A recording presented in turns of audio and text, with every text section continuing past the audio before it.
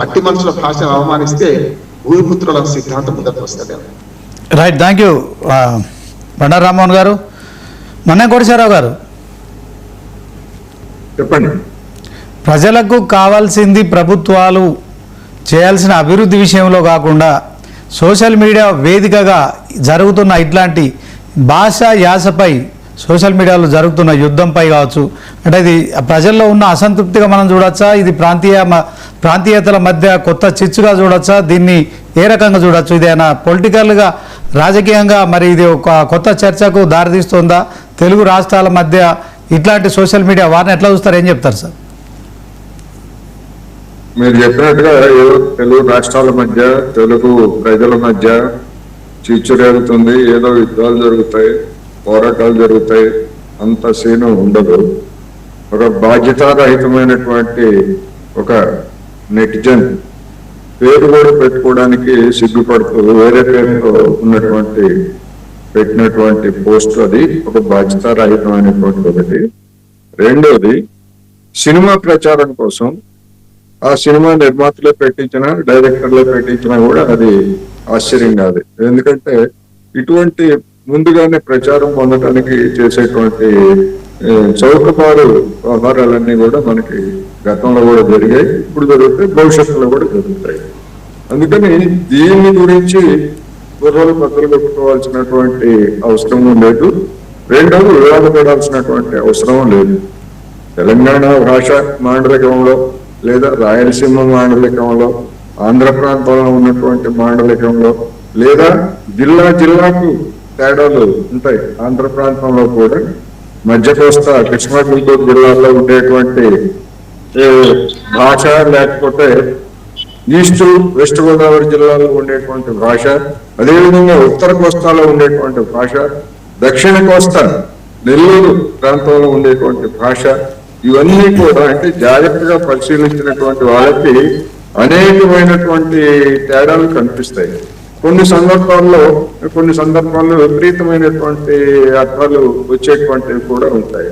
ఉదాహరణకు చిత్తూరు, నెల్లూరు జిల్లాల్లో మామూలుగా మనం ఏమంటాం, ఎవరైనా ఆడపడుతులకి లేకపోతే ఎవరికైనా కానీ చీరలు పెట్టామా అంటాం. కొన్ని ప్రాంతాల్లో చీరెత్తి పెట్టావా అనేటువంటి పదజాలం కూడా ఉంటుంది. మరి దాన్ని అర్థం చేసుకోకపోతే గొడవలు అయిపోతాయి. అందుకని ఏదైనా మాండలికాన్ని లేదా ఇంకోదాన్ని ఒకవేళ అర్థం కాకపోతే ఇవాళ అలా అనుకునేట్లయితే మన కుటుంబాల్లో ఉన్నటువంటి వాళ్ళకి తెలుగు రావట్లేదు. ఆంధ్రాలో అయినా, తెలంగాణలో అయినా, లేకపోతే రాయలసీమలో అయినా అసలు తెలుగే నేర్పట్లేదు పిల్లలకి. అందుకని ఇవన్నీ కూడా అనవసరమైనటువంటి వివాదాలు. దీని మీద ఇట్లాంటి చర్చల్లో పెట్టుకోవడం కూడా నిజానికి విచారకరమే, మనం మాట్లాడుకోవటం అనేటువంటిది కూడా. అందుకని ఒక ఇర్రెస్పాన్సిబుల్ చేసేటువంటి సామాజిక మాధ్యమాల్లో బాధ్యతారహితంగా చేసేటువంటి కామెంట్స్ లో భాగంగానే దీన్ని చూడాలి తప్ప దీన్ని అంత సీరియస్ గా తీసుకోవాల్సినటువంటి అవసరం లేదు. ఎవరి మాండలికాన్ని లేదా ఇంకోళ్ళు ఎవరు దాన్ని అవమానించినా అది తప్పే. ఎవరి భాష, ఎవరి తల్లి భాష, ఎవరి మాండలికం వాళ్ళకి గొప్ప, వాళ్ళకి అదే గౌరవం, అదే వాళ్ళ ఇష్టం, అది అంతే తప్ప ఇప్పుడు అట్లాంటి ఆ విధంగా సినిమాల్లో రాయలసీమ యాసను ఎక్కిరించినటువంటి సినిమాలు ఉంటాయి. అదేవిధంగా తెలంగాణ మాండలికాన్ని ఎక్కిరించినటువంటి సినిమాలు ఉన్నాయి. కోస్తా ప్రాంతంలో ఉన్నటువంటి మాండలికాన్ని, ముఖ్యంగా ఉత్తరాంధ్ర మాండలికాన్ని ఎక్కిరించినటువంటి సినిమాలు కూడా ఇవన్నీ ఉన్నాయి. కానీ ఎవరు కూడా దాన్ని ఒక సరదాగా తీసుకున్నారు తప్ప సీరియస్ గా తీసుకొని దాన్ని వివాదాస్పదం చేసినటువంటి ఉదంతాలు గతంలో లేదు. అందుకని ఫానటిక్స్ ఈ విధమైనటువంటి వాటిని దూరంగా ఉండాలని మాత్రం నేను చెప్పదలుచుకున్నా. ఇది అత్యంత బాధ్యతారహితమైనటువంటి పోస్టులు ఇట్లాంటివి అనేది మాత్రం నేను చెప్పదలుచుకున్నాను. Thank you sir. కోటేశ్వరరావు గారు, ఒకసారి త్వరగా శ్రీరామ్ గారితో మాట్లాడదాం. శ్రీరామ్ గారు చెప్పండి సార్. ఒక సినిమా టైటిల్ తెలంగాణ ఆంధ్రప్రదేశ్ రెండు రాష్ట్రాల్లో, తెలుగు రాష్ట్రాల్లో ఒక కొత్త చర్చకు దారితీస్తుంది, రచ్చ చేస్తుంది. దీన్ని ఎట్లా చూడొచ్చు అంటారు?